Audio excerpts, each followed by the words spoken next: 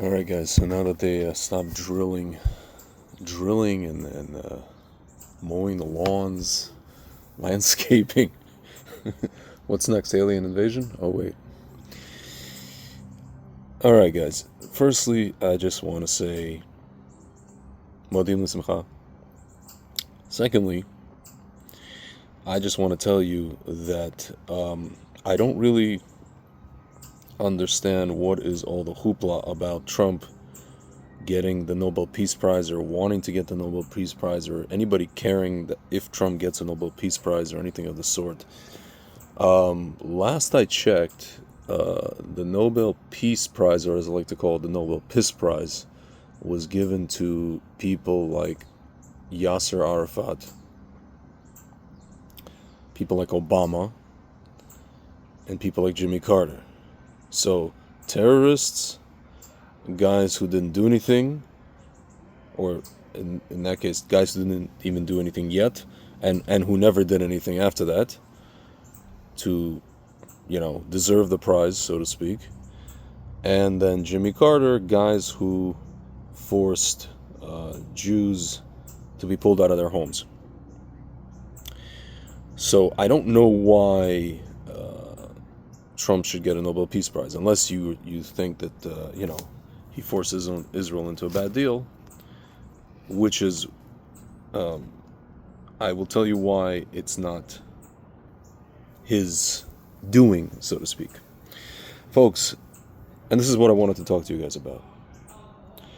I keep hearing my friends and acquaintances on social media, and just friends in general, they're very upset. They're very upset about this deal, obviously, rightfully so. I'm also upset about it. But they're all blaming Trump. They're all blaming Trump, they're blaming Kushner, they're blaming Witkoff, they're blaming. Folks,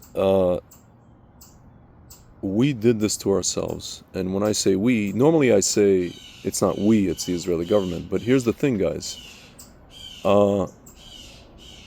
People, citizens, populations, things happen to them if they allow them to happen. Meaning, we allowed this government to behave in this way. We didn't say anything to them. We kept saying, oh, I'm sure we know what they're doing. As I heard in the beginning of this whole thing 2 years ago, now is not the time for division. Now is the time for unity. And I said, I'm happy to unite with my citizens, but I'm not going to unite with my government if I disagree with what my government is doing, or in this case, if I know that my government allowed something horrible to happen to its own people, or certain echelons of the government, right? Folks, so we've been going on for 2 years like this. We've witnessed what we've witnessed. We've witnessed basically the Israeli government, whomever in the Israeli government, not allowing Israel to become an independent country, right? To do what it needs to do, right? I remember somebody said recently, if a bunch of Mexican cartel guys came over the border in Texas, and kidnapped a bunch of people, people from Texas, and killed, raped women and did this and did that, guaranteed that that part of Texas, of Mexico, would have been incinerated with nuclear weapons, right? So that's normal, folks. That's normal, okay? That's a normal reaction. What we've been doing for the past 2 years has been it's not even a war, folks. It's not even a war, much less a genocide. It's not even a war. When the Marines, the U.S. Marines, have this motto. What is their motto? To kill people and break things, right? What does that mean? To kill people. It doesn't mean kill civilians. It means to kill the enemy, right? Okay, so the IDF has been trying to kill the enemy, have been killing the enemy. Hamas, yes, fine. That is a fact. But folks, if you're fighting a war, then fight a war. Then fight a war, and a war has to have an objective. This war, as far as I can tell, has not had any objective to eradicate Hamas. Has Hamas been eradicated? I guess decimated, Folks, Hamas just keeps recruiting and recruiting and recruiting, right? They're going to get more people. They're going to replenish. And now we're letting out a bunch of people, a bunch of orcs, 2,000 of them. They're going to have their leadership. They're going to have their command, the new command, right? Or as I like to call it, Gremlins, the new batch. If you guys ever seen the movie Gremlins, the sequel to the movie Gremlins in the 80s. So this is Gremlins, the new batch, right? Of Gremlins. It's not even that funny. So it's been 2 years, guys. And now we have been forced into this deal, and we're blaming Trump, and we're saying, oh, you know, we're not allowed to exchange this many people. Yeah, and the Torah says you're not allowed to exchange this many people in these kind of situations, right? You're not allowed to exchange these kind of orcs and this many for you know, hostages or whatever it is. You're not allowed to do that, right? That's literally straight up what we're doing is against the Torah. But we don't actually have a choice, right? But because we've let it get to the point where this is the only choice we have, because we have to answer to the families, and we have to, you know, at the very least pause, right? I mean, we're going to have to continue eventually. This is going to continue. We may get another October 7th. We may. Chas v'shalom. It's a possibility. It's not out of the realm of possibility. And yeah, we backed ourselves into this corner, folks. And you could say, well, it's easy to say, Tzvi. You know, we had Biden before. We had, well, really Obama 3.0. We had this, we had that. You know, it's not so, you know, Israel can't just do what it wants by itself, folks. I mean, again, guys, it can. But you see, we backed ourselves into this corner. Because, and I hate to say this, guys, Israel is ruled by elitists. I'm not going to use the word globalists, but they are elitists. And I'm not talking about Ben Gvir or Smotrich and all these kind of new guys. I'm talking about Bibi. I'm talking about, you know, Gideon Sar. Maybe to some extent, Yair Lapid for sure. Gantz.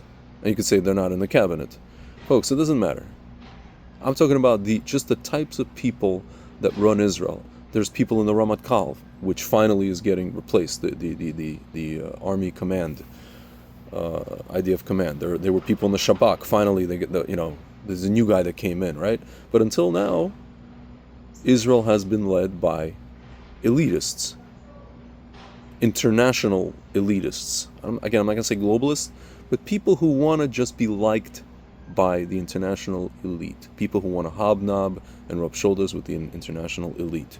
That's why you see, folks, and I said this yesterday, like I asked kind of a rhetorical question. I know what the answer is. I wanted to see if you guys knew the answer. I asked, why are Witkoff and Kushner in cabinet meetings in Israel? Were they elected by the people of Israel? No, they weren't.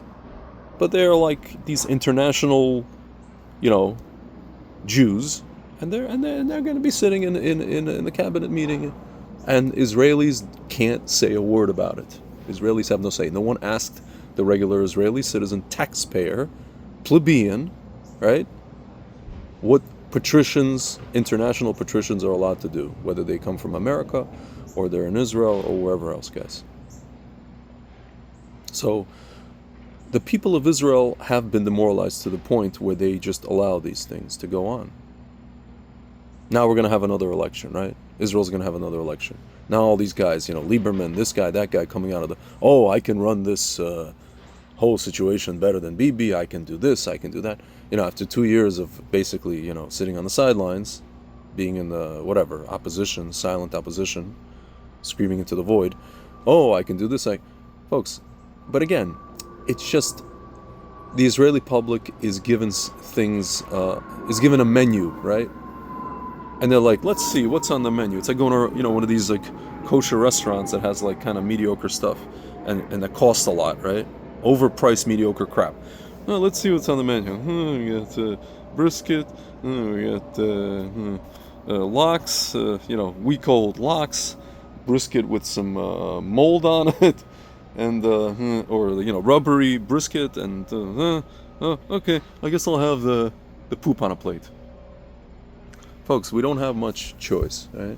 And I could say, Tzvi, well, what about, we can't open our own restaurant, right? We can't start our own country.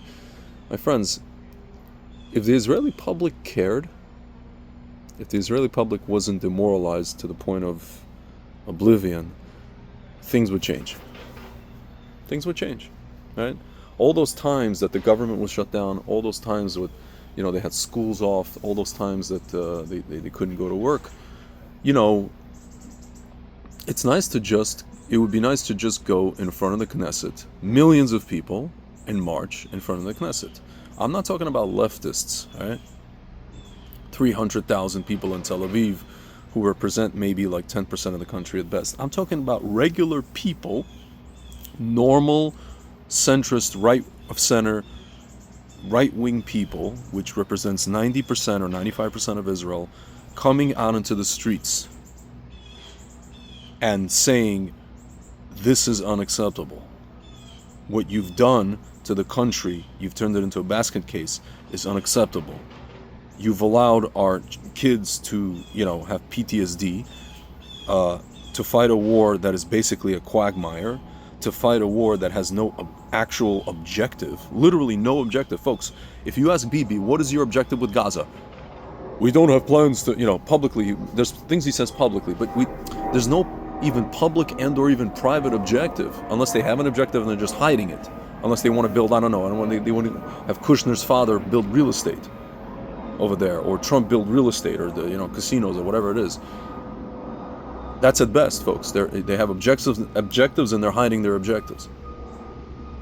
So, my friends, I'm going to stop short of blaming Trump for this, because Trump is just doing, at this point, the only thing that is available, and the only thing that is really available, I hate to say this, is, yes, to get our people out of these dungeons, dead or alive, and to, really, the next thing would be to finish the war. But the thing is, these kids are so spent, they have PTSD. I don't know. I speak to my friends who have gone into Gaza. They have PTSD straight up, right? Young kids. I'm not even mentioning the ones that are no longer with us. But the kids who lost their friends. I have winemaker friends who literally lost employees, or they have friends who lost kids and most of them live, folks, and by the way, most of them live in settlements in Judea and Samaria, and they are religious. They wear kippahs like this, right?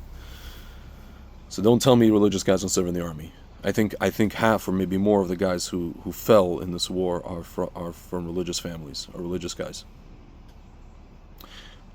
So my friends, the people of Israel, the government of Israel they allowed the government of Israel to put Israel itself into this corner, where the only choice is to, yes, break halakha and exchange 2,000 orcs for, 20 people.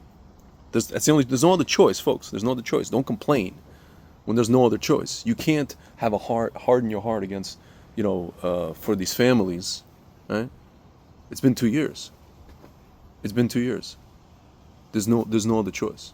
And now we have to hope that there's not going to be a new Sinwar or a new whoever, right? And a new, God forbid, October 7th. I believe that they will try, and I believe that they will fail. Why? Because I think, I know that when a caterpillar farts on the border of Israel, when our army and our 8200 and Shabak wants to stop things, they do, and they do it quickly. I happen to think, and I said this many times, that whoever was there 2 years ago was being commanded indirectly, or maybe even directly, by a man by the name of Ehud Barak. I'm going to stop right there. So I think they're going to try, and we're going to stop them, but they're going to try this time again. And then we're going to have more protests on the streets, and we're going to, all this kind of stuff on the streets of, London, Paris, New York, everywhere, right? So, my friends, we painted ourselves into this corner. We cannot blame Trump. Trump is doing whatever he the maximum he can given the situation. And I think he did a good job. And I think that if I was him, I wouldn't even want, the geopolitical equivalent of a Razzie Award, the Golden Raspberry Award for the worst filmmaking and worst acting. Like, who wants to be in company with Obama, Arafat, and Jimmy Carter? I don't. Unless you're saying he wants to change the whole landscape of what the award means. Folks, I mean, give me a break, okay? So, yeah, guys. People only do to you what you allow them to do to you. And for 2 years, maybe even longer, 2 years. These past 2 years have just been the culmination of what Israeli public has allowed the government to do to them for the past maybe 40 years, I would say, which is not to protect them, which is to pull them out of their homes, which is to dismantle communities, which is to give away land for piss, not for peace, but for piss, okay? To shrink Israel, not to expand Israel. Folks, I have a friend who lives in Israel, he's a convert from America. He said, he keeps showing me maps of like what he thinks Israel, where he thinks the IDF should go. Like east of the Hermon and like literally half of Syria, the entirety of Lebanon, the entirety of Jordan. Folks, these are all our land. Obviously, the entirety of Gaza. These are things that need to be enumerated by Bibi, by other people in the government, and they're not. They're not being enumerated. We're just keeping everything in ambiguity, as always. And this is something the Israeli public has allowed to happen, to be done to them, because they don't think they can do anything, because whatever. And, what can you do, as they say? Malasot. En malasot, whatever, right? It's unfortunate, guys. Anyway, I don't mean to belabor the point. Anyway, guys, Zat Hashem, everybody should come back safely. The ones who are alive, they should, heal, recover. The ones who are no longer with us, then the neshama should have an aliyah, and we should be able to give them a proper burial in the land of Israel, these kadosh tzaddikim, and the rest of Sukkot should be b'simcha, and it should culminate in a simchat Torah and a Shmini Atzeret that will be very happy, and not what we saw 2 years ago. All right, guys. Shabbat Shalom. Modim Simcha. Talk to you soon.